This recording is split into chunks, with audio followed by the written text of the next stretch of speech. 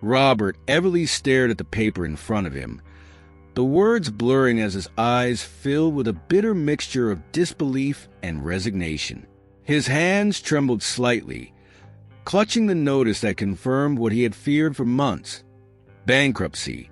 The inheritance he had once thought of as a safety net was gone, swallowed whole by a relentless tide of debt. There was no escaping the reality now. Every option had been exhausted. Every lifeline was severed. As he heard Helena's heels clicking against the marble floor, he knew the moment of truth had come. She walked into the room with that familiar expression, a blend of disdain and contempt that had become her default whenever she looked at him. There was no curiosity in her eyes, no concern for what he might say. It was as if she had already decided he had failed, even before he spoke. Robert took a deep breath, hoping against hope that maybe, just maybe, she could understand the gravity of the situation and see that they needed to work together to survive this. "Helena," he began, his voice unsteady, "we're bankrupt. It's all gone." For a brief second, she stood frozen, as though considering the weight of his words. Then, a laugh escaped her lips, sharp and hollow, rising quickly into a harsh, mocking crescendo. It wasn't the laugh of someone stunned by bad news. It was a laugh of someone who saw nothing but pathetic absurdity in what she had just heard. "Bankrupt?" she echoed, her voice dripping with derision. "How did you manage to be this useless, Robert?" Her eyes narrowed as she took a step closer, almost as if she were inspecting a disappointing purchase.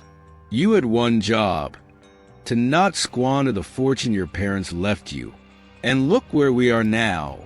I should have married a real man, not a pathetic excuse for one." Robert felt the sting of her words deep in his chest, as if each syllable was a needle piercing his skin. He had anticipated disappointment, anger even, but this cruelty, this absolute dismissal, was like a slap to the face. There was a small part of him that still clung to the notion that she might care, that she might be willing to stand by him through this, but her words left little room for hope. "Helena, listen to me," he implored, his voice thick with desperation. "I tried everything, investments, refinancing the properties, it just wasn't enough. The market." But she had already turned her back to him, her hand reaching for her phone as if he was no longer worth her time. "Save your excuses," she said flatly, scrolling through her contacts with a deliberate calm. "I won't stick around for this mess, and you can bet I won't be going down with you." She paused, glancing over her shoulder with a smirk. "Fortunately for me, not everyone is as hopeless as you." Helena's words lingered in the air like the scent of decay, filling the room with an oppressive heaviness. Robert watched in a daze as she moved about the house with purpose, packing her designer clothes and expensive jewelry into suitcases. She didn't even bother to take a final look at the life they had built together, as if it had meant nothing to her. In a matter of hours, she was gone, driving away in a luxury car with her lover, a man who, as Robert had learned only recently, had been part of her life for longer than he cared to imagine. The silence left in her wake was deafening. Robert stood there, motionless, staring at the open doorway as though expecting her to return. But there was nothing, no sound of footsteps coming back, no voice calling his name, just emptiness. But the true depth of her betrayal came a few weeks later. Helena reappeared at the house, not to reconcile or to offer some semblance of support, but to drop off their 3 children with nothing more than a curt message left on the voicemail. "It's your turn now, Robert. I can't deal with them. I'm done," her voice declared with a chilling finality. He hadn't even seen her face when she left the kids at the doorstep, as if the very thought of confronting the consequences of her choices was beneath her. Robert felt the weight of his children's confused, frightened eyes on him as he stood in the doorway, struggling to make sense of what had just happened. In that moment, he realized he was truly alone. With 3 young souls depending on him for a future he could no longer envision. Hashtag, hashtag, hashtag. The fall was swift and unforgiving. Within days, the bank foreclosed on the house, leaving Robert with no place to go.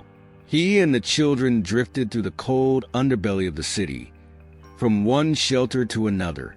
He did everything he could to shield his kids from the grim reality, turning bedtime stories into elaborate fantasies about knights and heroes. But they were old enough to understand that there was no castle waiting for them at the end of their journey. Just another night on a hard mattress in a room full of strangers. Robert's days became a blur of humiliation and exhaustion. He stood in line at soup kitchens, scoured through newspapers for jobs that never seemed to pan out, and made desperate calls to anyone who might offer a glimmer of hope. But the nights were the worst. The darkness seemed to amplify his thoughts, and he often found himself awake long after the children had fallen asleep, replaying every mistake, every moment when he could have done something differently. He questioned himself constantly. Had there been signs with Helena that he'd ignored? Was he really as incompetent as she claimed? It was as if the reality of his failure had seeped into his bones, settling into every ache and exhaustion he felt. What stung the most wasn't even the loss of wealth or status. It was the thought that he had let his children down.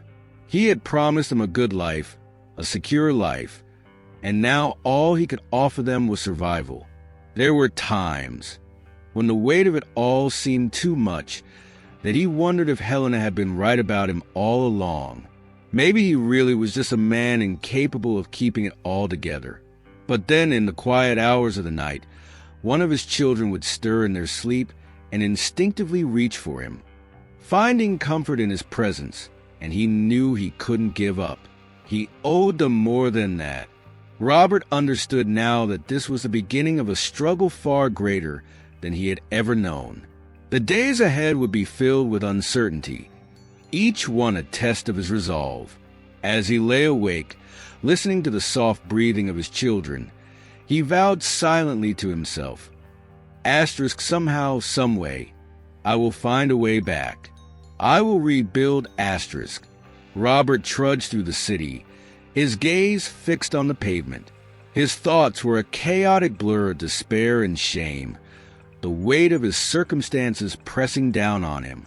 As he wandered aimlessly, he scarcely noticed a few people who glanced his way, their faces quickly turning back to their own lives. He had grown used to the indifference of strangers. It was easier to ignore him than to recognize the fallen man he had become. But then, a voice broke through the fog of his thoughts, startling him. "Robert, it can't be you." He stopped, turning his head slowly toward the sound. The voice was familiar, but his mind took a moment to place it. Standing a few steps away was Tony Stevens, his old friend. They hadn't spoken in years, not since the days before Robert's life had crumbled. Tony had always been there in the background of his past, a good man with a generous heart, though their lives had taken different paths. Robert saw the look of concern etched on Tony's face and felt an immediate sense of shame. "Tony, it's been a long time," Robert replied, his voice heavy with exhaustion and something like embarrassment. Tony approached, his eyes scanning Robert's disheveled appearance. There was no judgment in his gaze, only genuine worry. "What happened to you, man? You look like you've been through hell," Tony said, his voice soft, as if trying not to push too hard. For a moment, Robert hesitated, unsure of how to respond. He wasn't even sure where to begin.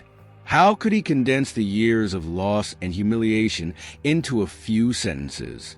But then, there was something in Tony's expression, an openness, a willingness to understand. Robert took a breath and spoke, his voice barely above a whisper. "I lost everything," he said. "The inheritance, the house. Helena's gone, left me and the kids. We've been on the streets for months." The words came out as if they had been waiting to escape, hanging in the air like a confession. Tony shook his head, a look of disbelief and sympathy crossing his face. "Jesus, Robert, why didn't you reach out to someone?" "To me." Robert gave a bitter smile, his eyes downcast. "And say what, Tony? That I was a failure? That I let my entire life collapse? What was I supposed to ask for? A place to stay while I figured out how to explain to my kids why their mother walked out." There was a silence that followed, but not an uncomfortable one.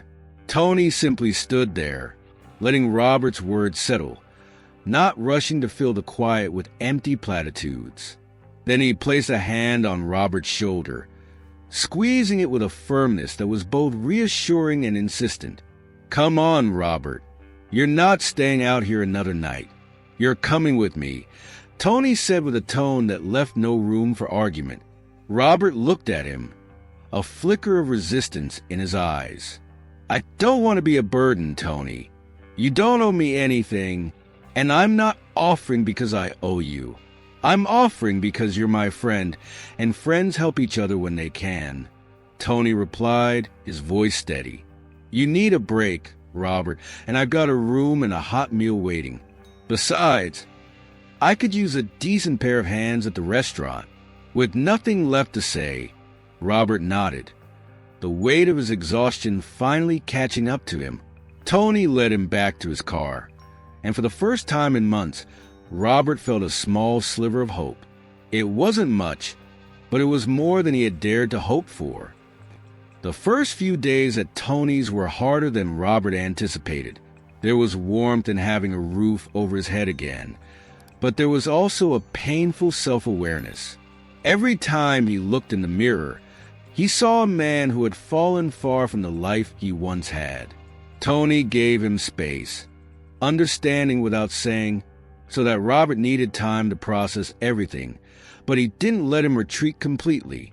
"You'll be working at the restaurant tomorrow," Tony said one evening as they sat together in the kitchen. He slid a plate of food across the table to Robert.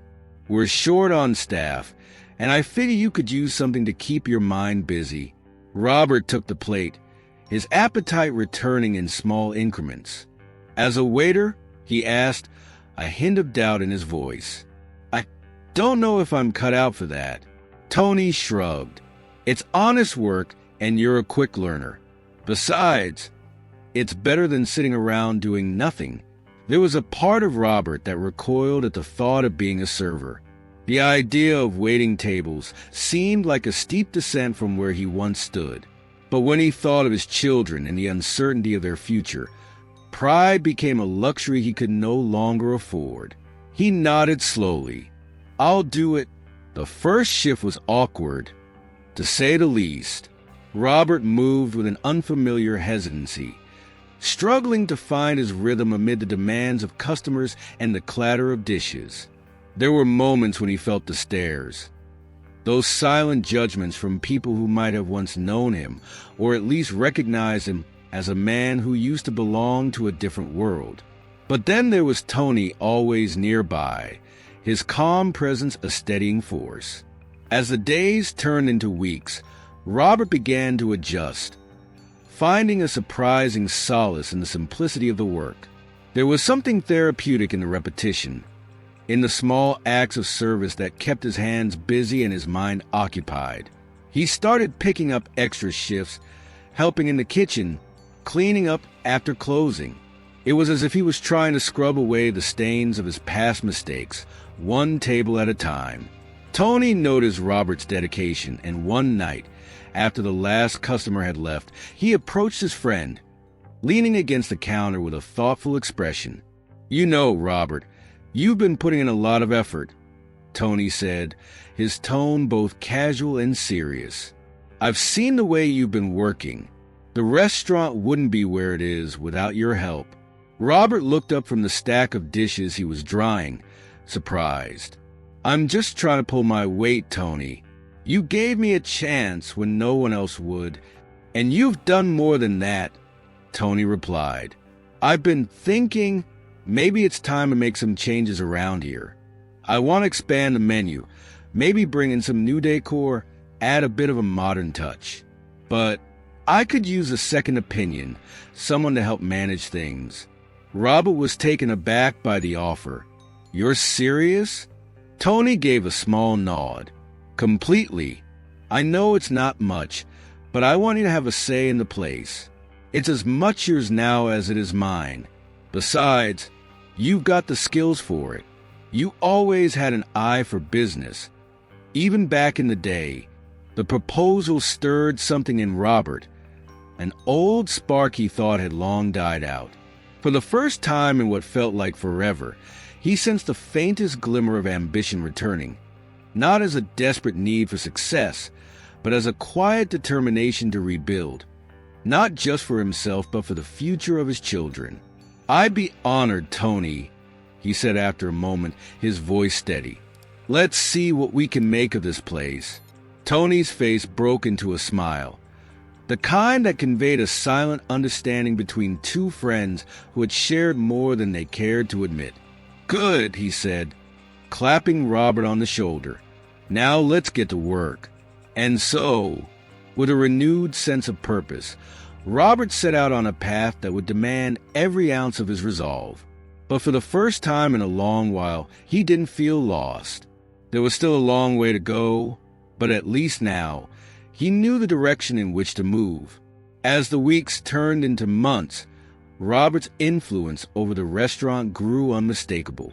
What had once been a modest, unremarkable eatery began to evolve, slowly shedding its old skin. The changes were subtle at first, a revamped menu here, a new wine selection there, but they were enough to start drawing attention. Robert's ideas were daring yet thoughtful, a combination of traditional and modern flavors that seemed to catch people off guard in the best possible way. Tony watched it all with a kind of quiet amazement. The friend who had once been known for his reckless behavior and easy wealth was now showing a side of himself that Tony had never seen. Robert wasn't just trying to stay busy. He was rebuilding. With each new suggestion, he breathed life into the place.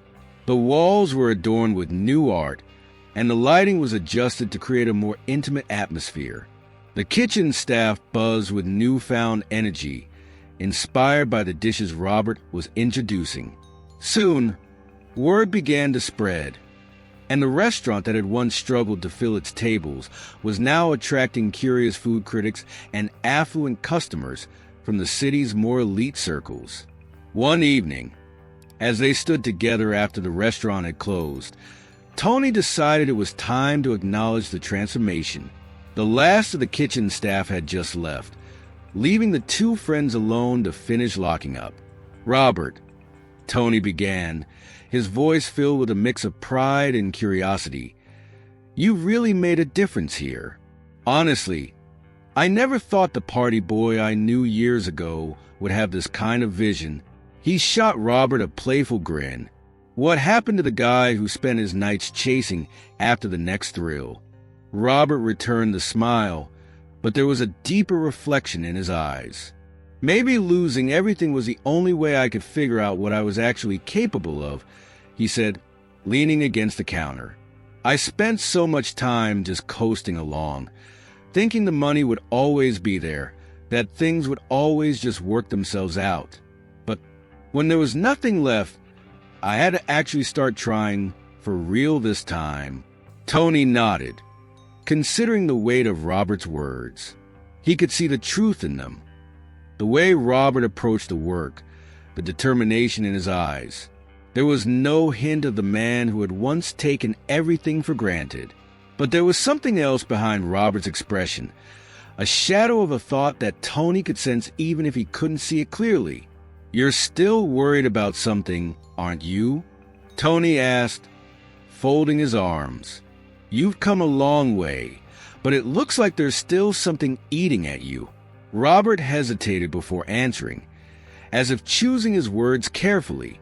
It's Helena, he admitted. I keep thinking about how everything fell apart so quickly.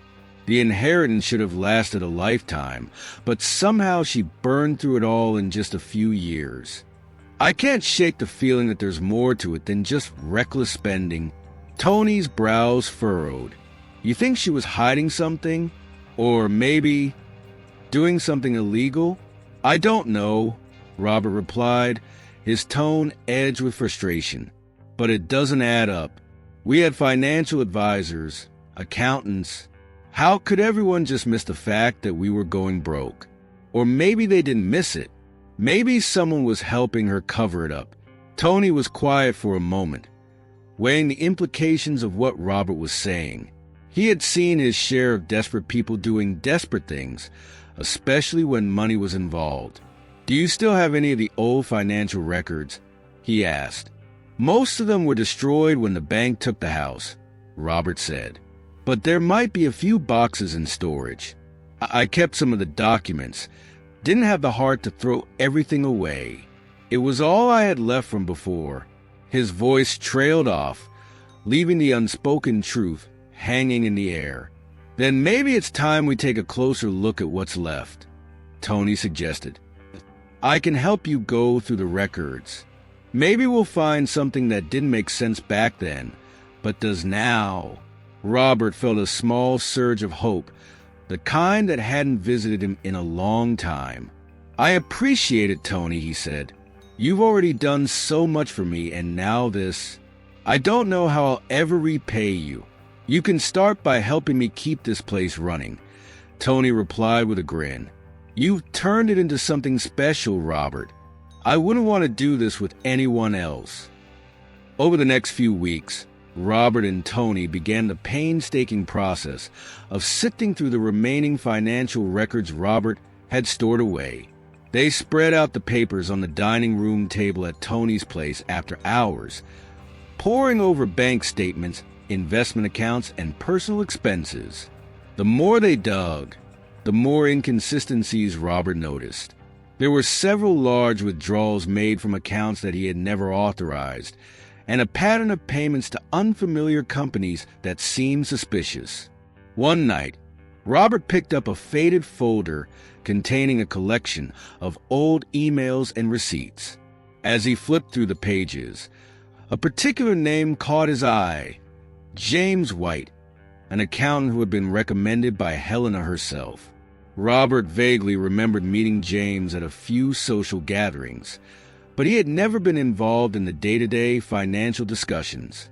Helena had always insisted that she had everything under control, and at the time, Robert had been more than willing to trust her judgment. Tony, take a look at this, Robert said, sliding the folder across the table. This guy, James White, he was handling some of the accounts toward the end. There are payments going out to consulting firms he was affiliated with, but I don't remember authorizing any of it. Tony skimmed through the documents, his expression growing more serious. This doesn't look right, he agreed. And those firms, I've heard of a couple of them. They're known for moving money around to avoid taxes, not exactly above-board stuff. The realization hit Robert like a punch to the gut. You think Helena was siphoning money off with his help? It's starting to look that way, Tony said cautiously. But if she was involved in something illegal, there's a chance that someone else out there knows about it. Maybe even helped her pull it off. Robert's mind raced with possibilities.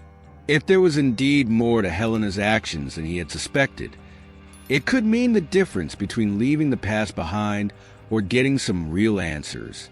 He felt a surge of anger mixed with determination. If Helena had been deceiving him all along, if she had stolen not only his wealth but years of his life and the security of their children, then he had to know. I'm going to find him, Robert said with a firmness that surprised even himself. James White. I need to know what he knows. Tony nodded. And I'll be here to back you up, he said. We'll get to the bottom of this, one way or another. For Robert, it was no longer just about rebuilding his life. It was about uncovering the truth about confronting the ghost that had haunted him since the day Helena walked out. With Tony by his side, he felt a resolve begin to build, stronger than before. It was time to take the next step. As they put away the documents for the night, Robert glanced around the restaurant. It had come a long way, just like him. But there was still unfinished business, both in the kitchen and in the shadows of his past. The search for James White would be the beginning of a new chapter, one that Robert hoped would finally bring him the answers he sought. And with those answers, perhaps the peace he so desperately needed. The next day, Robert and Tony made plans to track down James White. It would be the start of an investigation that could either lead them closer to the truth or open doors to even darker secrets. Whatever lay ahead, Robert knew he was ready to face it. It was a quiet night at the restaurant, and Robert was locking up for the evening. The last of the staff had already gone home, and he was alone with his thoughts as he went through the familiar routine of turning off the lights and securing the doors. As he was about to slide the final lock into place, he heard a faint rustle at the entrance. He looked up and saw a man standing there, disheveled, with a face worn by time and worry, but unmistakably familiar. James? Robert's voice was tinged with surprise and suspicion. The man standing before him was James White, the former accountant who had once managed his family's finances. The same James who had vanished without a trace when everything started to unravel. The accountant's eyes were hollow, but there was a sense of urgency about him, as if he had come bearing news that could no longer be kept to himself. "Robert, I need to talk to you," James said, his tone raw and direct. "I found something that could change everything." Robert's hand tightened around the door handle. Part of him wanted to slam it shut and forget that James had ever reappeared. But the other part, the part that had spent countless hours poring over old records and wondering how Helena had drained his fortune so quickly, knew that this was a chance he couldn't ignore. "Come inside," Robert said finally, opening the door wider. "We'll talk in the back." They made their way to a small office at the rear of the restaurant, the air between them thick with unspoken questions. Robert pulled out a chair for James and took a seat across the table, folding his hands together as he leaned in, his eyes fixed on a man who had once handled every financial decision Helena made. "All right, James," Robert began, his voice steady but edged with suspicion. "You disappeared years ago. Now you show up here, out of nowhere, saying you've got something important. What's this all about?" James swallowed hard, his gaze darting briefly to the floor before returning to meet Robert's. "I owe you an apology," he said quietly. "When everything fell apart, I should have come forward sooner, but I was scared. Helena was more dangerous than you realized." Robert's jaw tightened. "Get to the point," he said, his patience wearing thin. "What do you know?" James reached into his worn leather briefcase and pulled out a stack of documents, sliding them across the table to Robert. "After I left, I kept some copies of the financial records, ones that didn't add up. At first, I told myself it wasn't my place to dig deeper. But then last month, I found out that one of the companies Helena was funneling money through is under investigation for tax evasion. That's when I decided to go back and look at everything again." Robert's pulse quickened as he flipped through the papers, his eyes scanning page after page of account transfers, offshore holdings, and payment records. He recognized some of the names.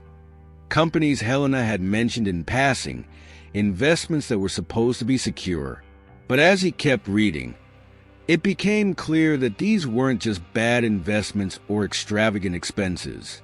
They were part of a pattern, a carefully orchestrated scheme to hide money. Helena wasn't just spending excessively, James continued, his voice growing more urgent. She was moving money into accounts that didn't officially exist, shell companies, offshore holdings. She manipulated the books to cover up the transfers. It's not just mismanagement, Robert. It's fraud.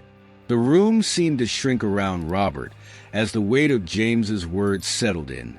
He felt a cold realization creeping up his spine, the kind of shock that doesn't fully register right away because it's too big, too devastating to process all at once. She was siphoning off the money all that time, Robert said, his voice barely a whisper. And did you know about this while it was happening? James flinched at the accusation, his hands shaking slightly as he held them up defensively. I suspected something was off toward the end, but I didn't have proof. Helena kept me at arm's length when it came to certain transactions.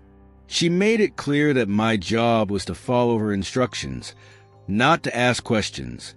When the money started vanishing, I tried to confront her, but she threatened me, said I'd be the one to take the fall if anything came out. Threatened you? Robert's voice hardened. So you ran? You left us to deal with the fallout while you disappeared. I didn't know what else to do, James admitted, his voice cracking. I was scared. She had connections. People who could make problems disappear. People who could make me disappear. Robert clenched his jaw, anger rising like a fire in his chest. The betrayal felt deeper now, not just because of Helena's deception, but because of the cowardice of those around him who could have spoken up but didn't. He had been blindsided, lied to, and left to pick up the pieces, while the people who could have helped him ran for cover. I don't care how scared you were, Robert snapped, pushing back from the table and standing up. You could have told me something. Anything. Instead, you let her drain everything. You let her ruin us. James's eyes were filled with a mixture of guilt and desperation. I'm here now, Robert, he pleaded. I know it's too late to change what happened, but I can help you make this right. I kept records. Records she didn't know I had. They show where the money went. With this, you can expose everything. You can hold her accountable. Robert glanced down at the document spread across the table. There it was, in black and white, the evidence that could finally shed light on Helena's betrayal. But it wasn't just about recovering the lost fortune. It was about confronting the reality that the woman he had once loved had systematically deceived him, manipulated him, and abandoned their children while she safeguarded her own interests. He took a deep breath, trying to rein in the turmoil of emotions crashing inside him. This isn't just about the money, he said, his voice low and steady. It's about justice. It's about making sure she pays for what she did to me, to our kids. And if you're really going to help, James, then you'd better be ready to face the consequences too. James nodded, a flicker of relief crossing his face. I'll do whatever it takes, he promised. I'm tired of hiding. If I can help bring her down, then maybe I can find a way to make up for what I didn't do back then. Robert leaned over the table, gathering up the documents. We'll start with these, he said, his voice firm with determination. I'm going to find a lawyer who specializes in cases like this. And then we're going to make sure Helena has nowhere left to run. As he spoke, Robert felt a spark of resolve ignite within him, a purpose stronger than any he had felt in years. This was no longer just about rebuilding his life from the ashes.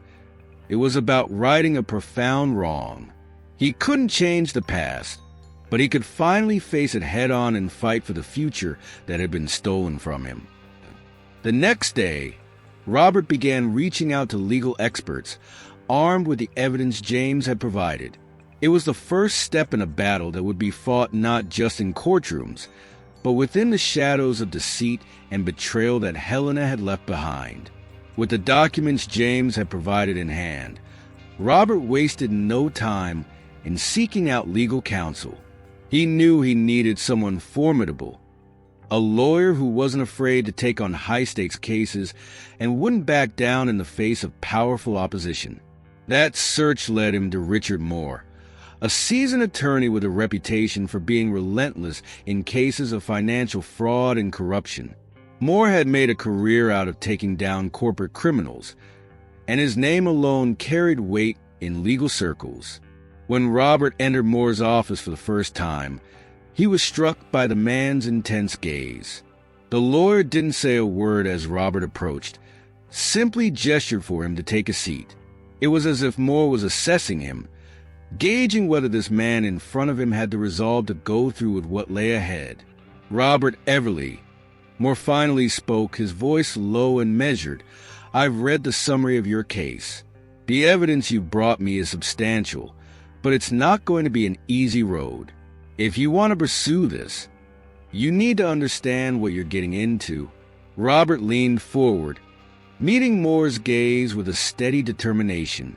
"I know exactly what I'm getting into," he said. "I've spent years watching everything I worked for be destroyed while the person responsible walked away without a scratch. I'm ready to do whatever it takes to make this right."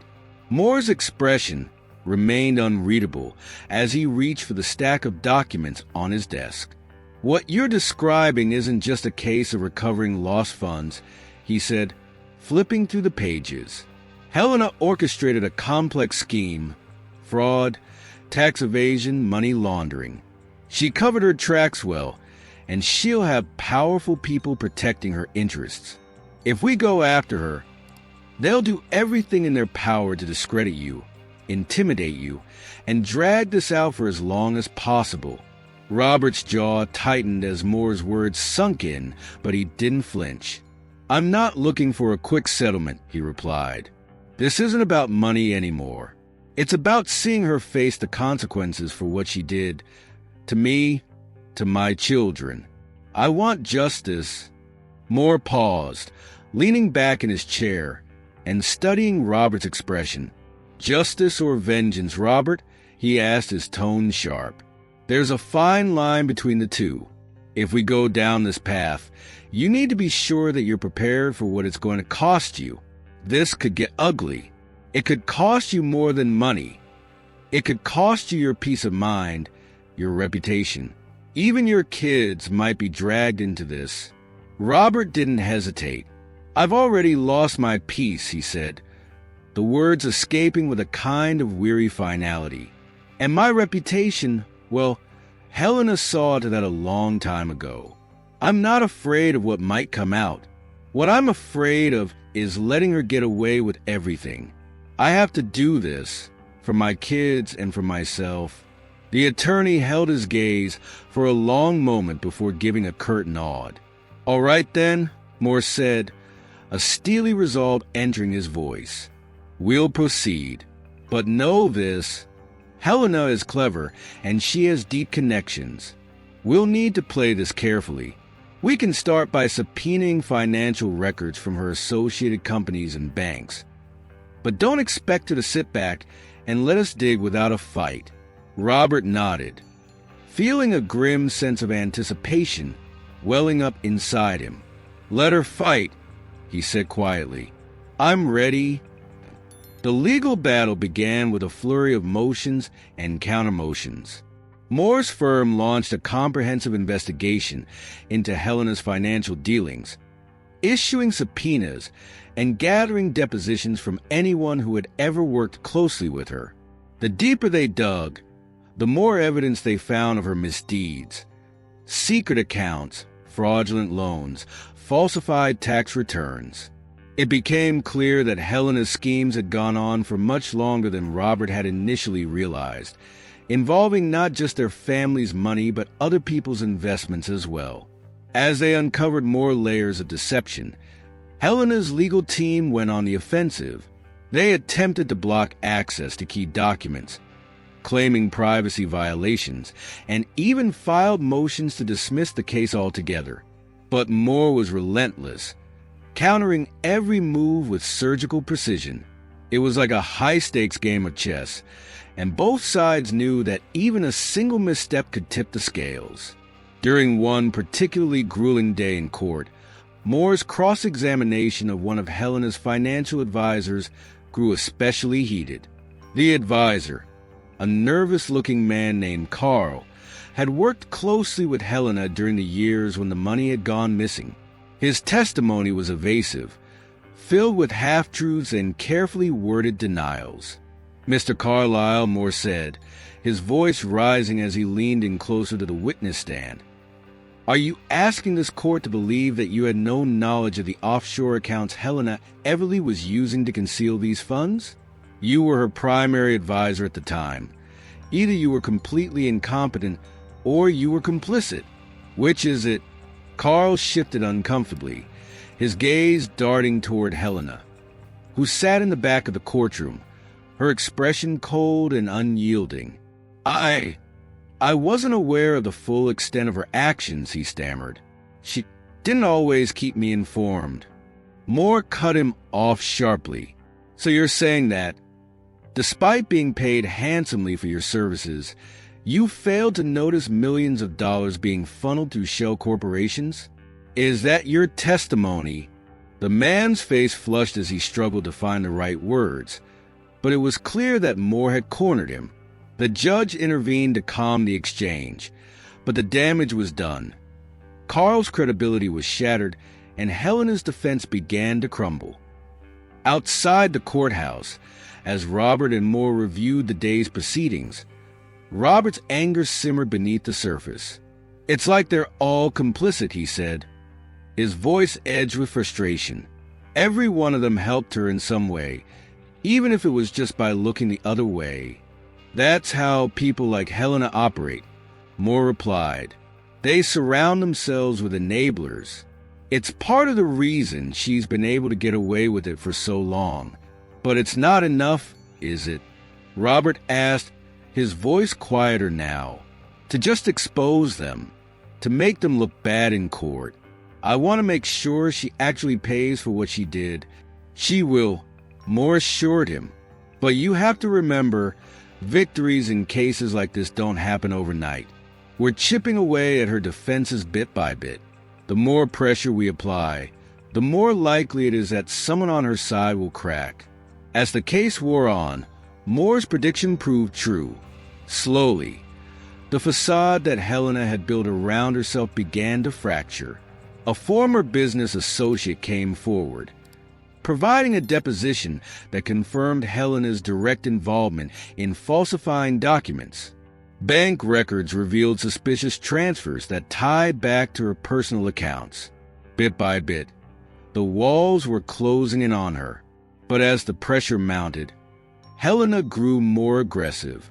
Her lawyers launched a smear campaign against Robert, dragging up old stories from his past, painting him as a reckless spender who had brought this upon himself.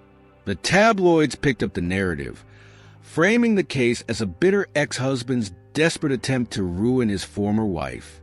It was a tactic meant to break his resolve, to force him to settle and walk away quietly.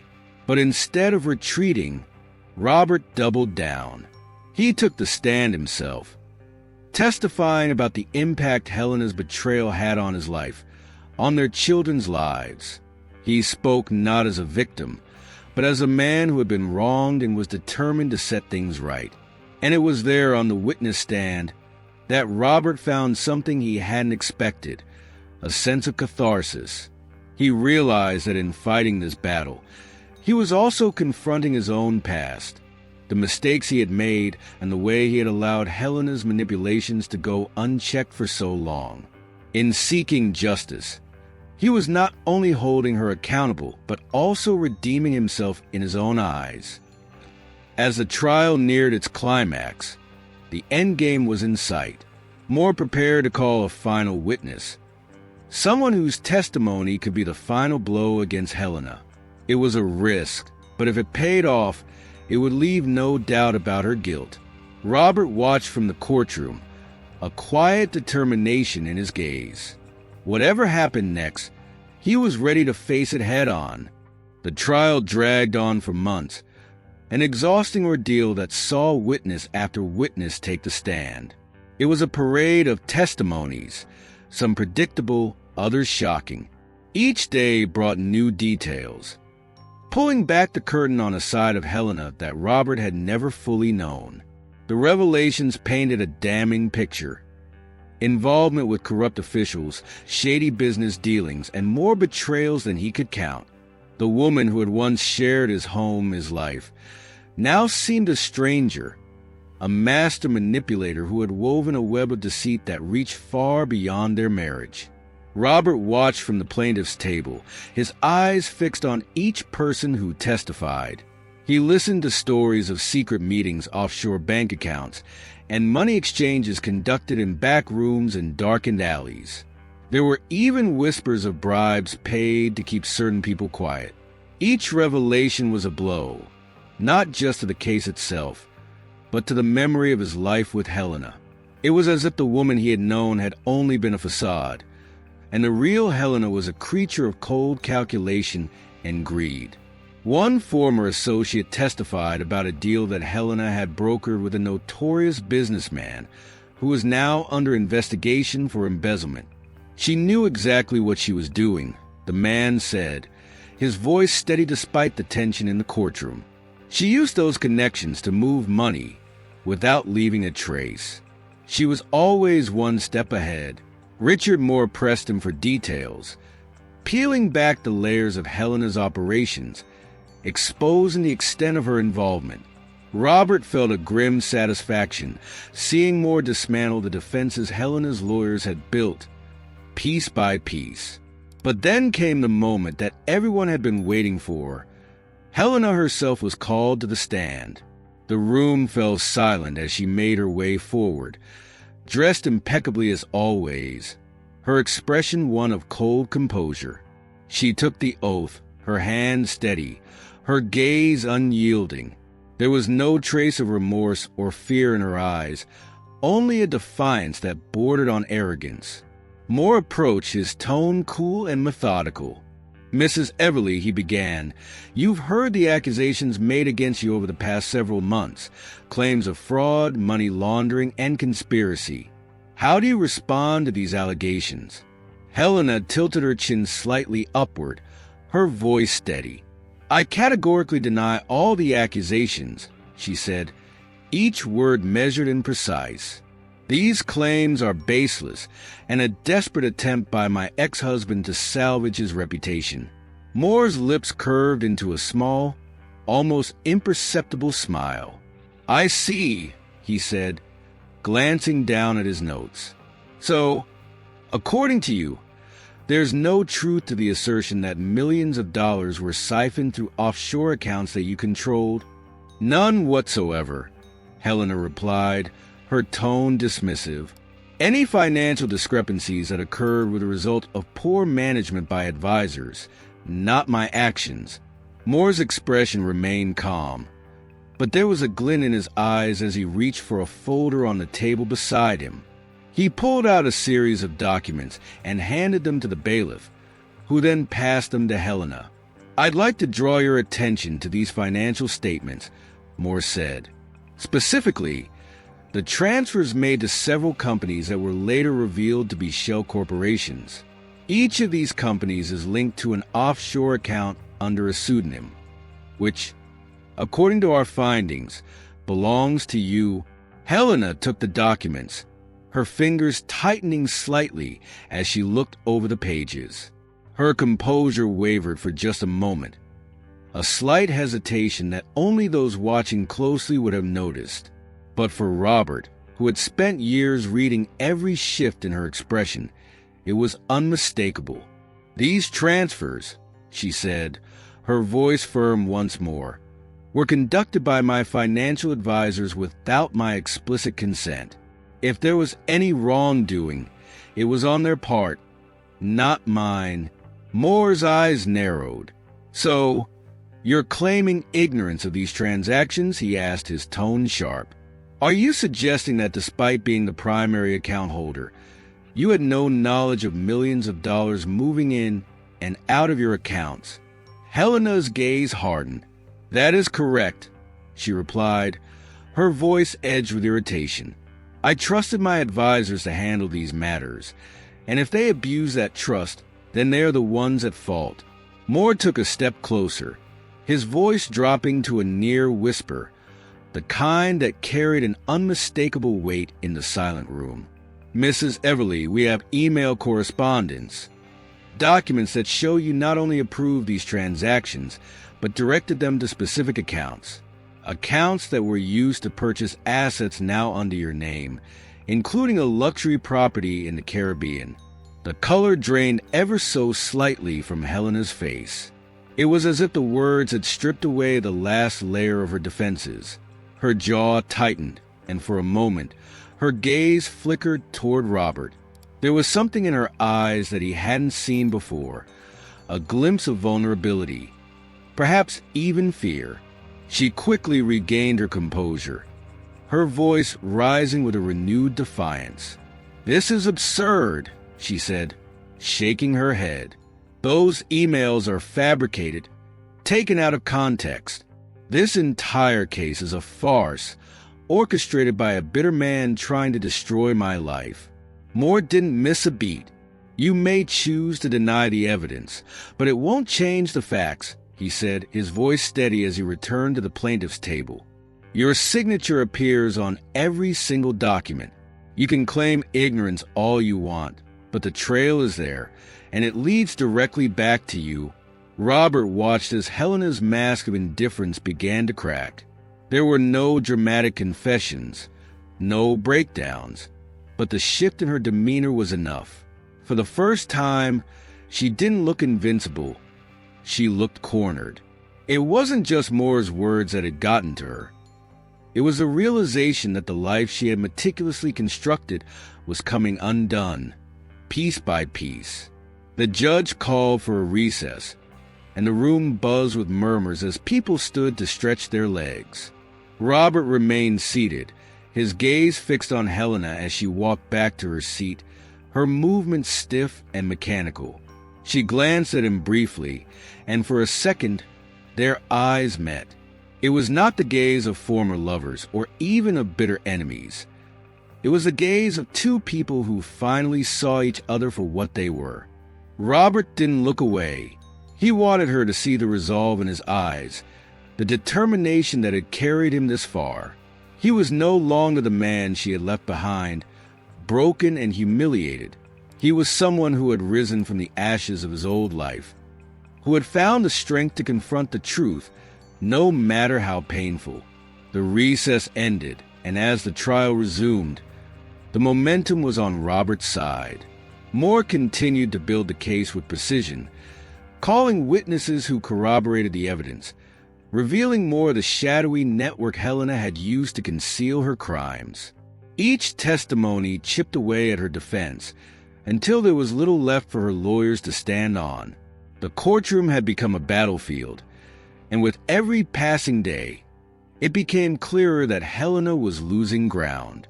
The woman who had once seemed untouchable was now being brought to account, her secrets laid bare for all to see. As the final arguments approached, Robert felt a mixture of exhaustion and anticipation. The end was in sight, but he knew there was still one more battle to fight.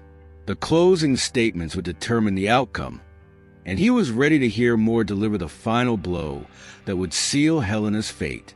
The tension in the courtroom was palpable as the judge prepared to deliver the verdict. Robert sat at the edge of his seat, his heart pounding as he listened to the charges being read aloud: fraud, embezzlement, tax evasion. The evidence had mounted day after day, witness after witness, until there was no doubt left in anyone's mind. As the judge pronounced Helena guilty on all counts, a heavy silence fell over the room, quickly replaced by hushed murmurs. Robert closed his eyes, allowing himself a moment of release as the weight he had carried for so long seemed to lift, if only slightly. It was over. After weeks of trial and months of preparation, justice had been served. Helena, who once believed herself untouchable, would be sentenced to prison. The finality of the judgment was a relief, but it was not the triumphant feeling he had expected. There was no real satisfaction, only a sense of conclusion to a long, agonizing chapter in his life. The sentencing came shortly afterward. Helena was given a substantial prison term, along with a mandate to repay the funds she had misappropriated.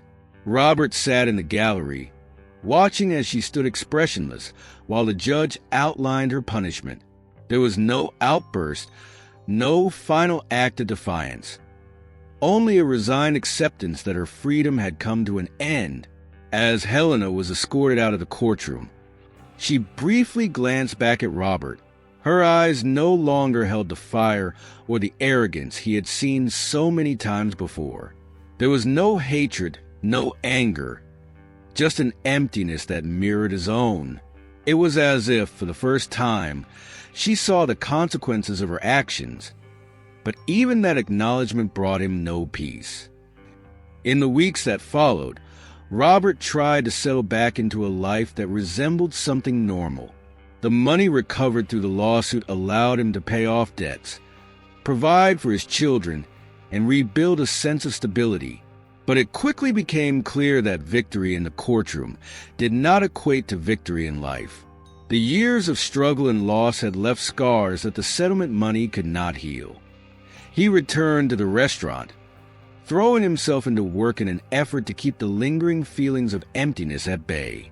The place had grown more successful than ever, drawing in a steady stream of customers eager to experience the refined atmosphere he and Tony had worked so hard to create.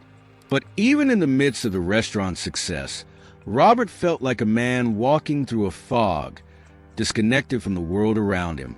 Tony was the first to notice the change in his friend. Robert seemed to go through the motions without the spark that had once fueled his efforts. He often stayed late, even when there was no need, finding reasons to stay occupied. It was clear that the conclusion of the trial had left Robert with an unsettling void, as if the fight for justice had been the only thing sustaining him. One evening, after the restaurant had closed, Tony found Robert sitting alone at the bar, staring into a glass of whiskey he hadn't touched. Tony took a seat next to him, letting the silence linger before speaking. "You did it," Tony said, his voice calm and measured. "Helena's behind bars. The money's back. But you don't look any better for it. You look like a man who's still fighting a war that's already over." Robert's jaw tightened. "It's not that simple," he replied, his voice heavy. "I thought winning would make everything right. I thought I'd finally feel free." He shook his head slowly, as if trying to dispel the thoughts swirling inside him. "But now that it's over, I don't know what's left." Tony studied Robert's face, seeing the exhaustion etched in every line. "You spent years chasing justice," he said gently. "It became part of you. I get that. But now it's time to ask yourself what you're really living for. Because it can't just be about winning or losing." Robert let out a bitter chuckle. "That's just it, Tony. I don't know what else there is. I poured everything I had into this fight, and now it feels like there's nothing left. Like I've been hollowed out." Tony leaned back, his eyes not leaving Robert's. "You're still the same person you were before all this happened, Robert. You just forgot how to live for something other than revenge. Maybe it's time to start rebuilding for real. Not just the restaurant or the finances, but yourself." Robert didn't respond immediately. He stared down at the amber liquid in his glass, his reflection distorted by the ripples in the drink. It had been so long since he had thought about life beyond the trial, beyond Helena. The pursuit of justice had consumed him, driven him to the point where he no longer knew what defined him outside of that struggle. Tony continued, his voice steady and compassionate. "You need to stop letting Helena control your life, even from a prison cell. You got the closure you were looking for, but now it's time to find something else. What's going to give you purpose when you wake up tomorrow?" The question hung in the air, and Robert found himself unable to answer. What was next? What could possibly fill the space that had been dominated by the fight against Helena's betrayal? His children deserved more from him than a father who was constantly haunted by the past. They needed him to be present, to rebuild a life that wasn't defined by bitterness and pain. Robert took a deep breath and finally met Tony's gaze. "I'm not sure where to start," he admitted. "The idea of moving on, it feels like letting go of everything I've fought for." "Moving on isn't about forgetting," Tony replied. "It's about giving yourself permission to live again. It's about finding something worth building, something that matters to you. And I'm not talking about the restaurant." He paused, then added, "Think about what you still have, Robert. Your kids, your friends, yourself." The words sank in, resonating in a way that Robert hadn't expected. He realized that while he had been so focused on reclaiming what was lost, he had been neglecting what remained. There was a life waiting for him, a future that hadn't yet been written. It would require more than just effort. It would require him to forgive himself for the years that had been consumed by Helena's darkness. The conversation with Tony marked the beginning of a new journey for Robert. It wasn't something that happened overnight, and there were no dramatic breakthroughs, but slowly, he began to shift his focus away from the past. He took time off from the restaurant, spending more days with his children, doing the small things that he had missed for too long. There were still moments of doubt and sadness, but for the first time in a long while, there was also hope.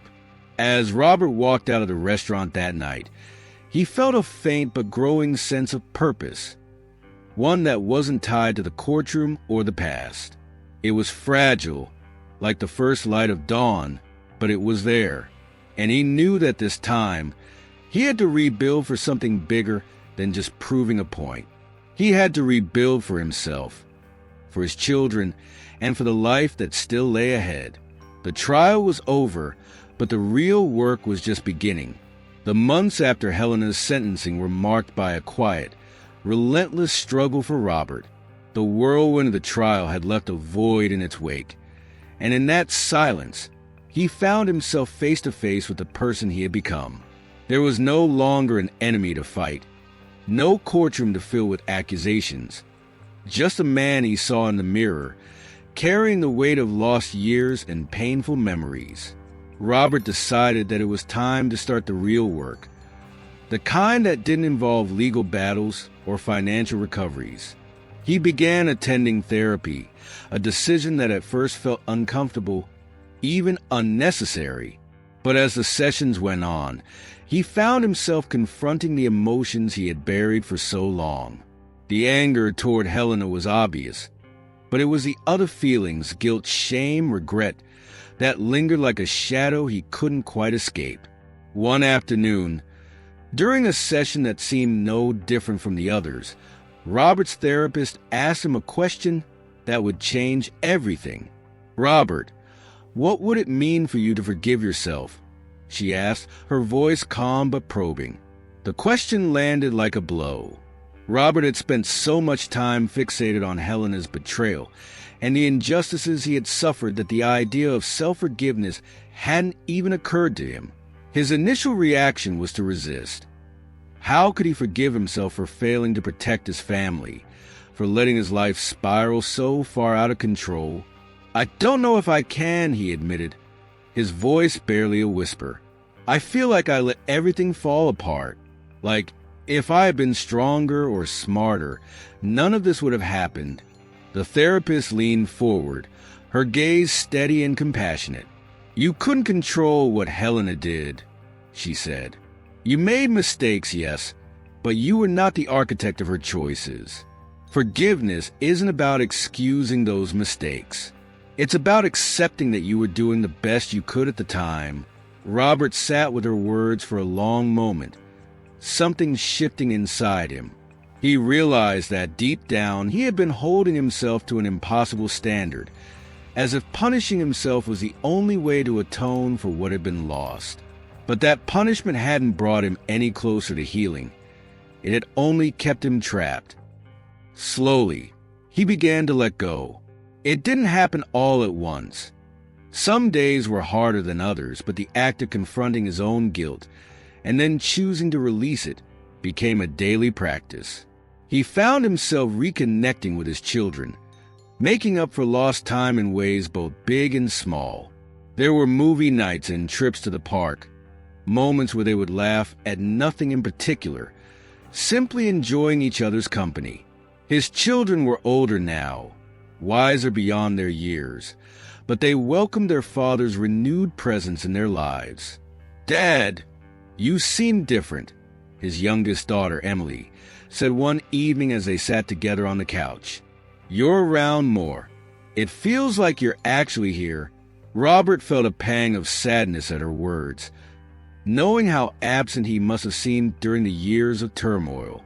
"I am here," he said, wrapping an arm around her shoulders. "And I'm not going anywhere." Those words weren't just a promise to her. They were a promise to himself. At the restaurant, life began to take on a new rhythm. Business was thriving, and Robert found joy in the everyday routines that came with managing the place. Yet, there was something inside him that yearned for more. The conversations with Tony about expanding the business grew more frequent, evolving from casual musings into concrete plans. One evening, as they were closing up, Tony leaned on the counter and said, "You know, I've been thinking. We've taken this place about as far as it can go. Maybe it's time to take a leap." Robert looked at his friend, a hint of curiosity in his eyes. "What kind of leap are we talking about?" "A new location," Tony replied. "Not just another restaurant, but something bigger. A place that embodies everything we built here, but in a new city. It could be a fresh start for both of us." The idea sparked something in Robert, an excitement he hadn't felt in years. It wasn't just about business.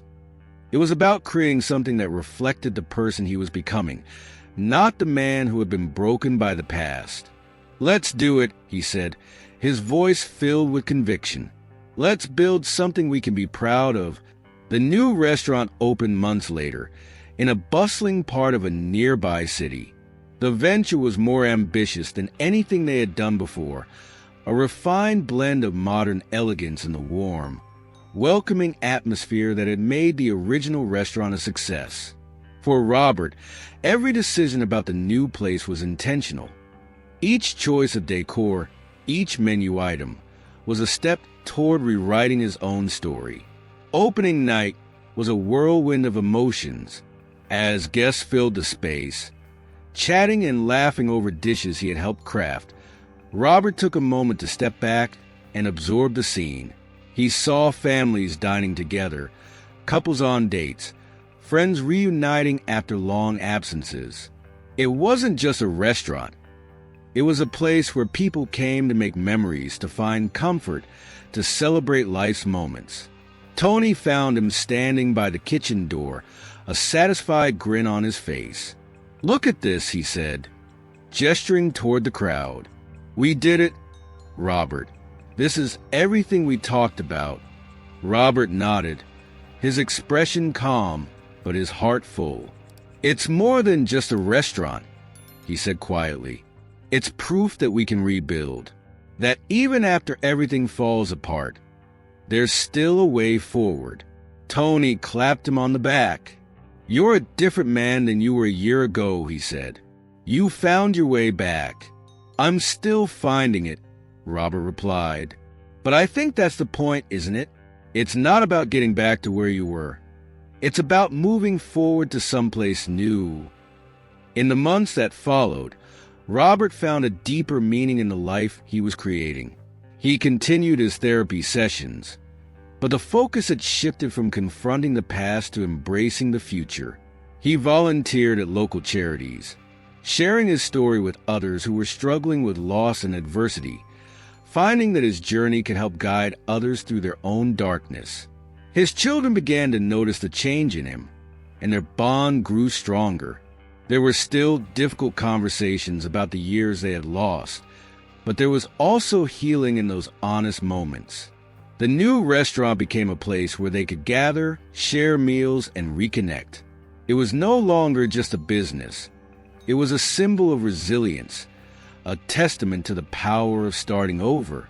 One evening, as the last of the customers left and the staff began closing up, Robert walked out onto the terrace, where he could see the city lights stretching out before him. He thought about the man he had been when all this began. The man who had been betrayed, broken, and consumed by the need for justice. He thought about Helena, not with anger, but with a kind of acceptance. Her choices had caused unimaginable pain, but they no longer defined him. He had found something beyond that, something worth living for. He was not the same man who had entered the courtroom seeking vengeance. He was someone who had faced his own darkness, fought his way through it, and emerged on the other side. The restaurant, his family, his own sense of self. They were all parts of a new life, one that had been built not on the ashes of the past, but on the strength he had discovered within himself. As he stood there, breathing in the night, Robert felt something he hadn't experienced in a long time: peace. It wasn't the peace that came from winning or losing, but the peace that came from knowing he had survived, from understanding that he could choose to keep moving forward, no matter what lay ahead. He turned back toward the restaurant, where Tony was waiting to lock up, ready to head out. Tony called. Robert nodded, a small, genuine smile forming on his lips. "Yeah," he said, walking back inside. "I'm ready." For the first time, he truly was. And with that, Robert Everly took the next step into the life he had reclaimed and the future he was finally ready to embrace.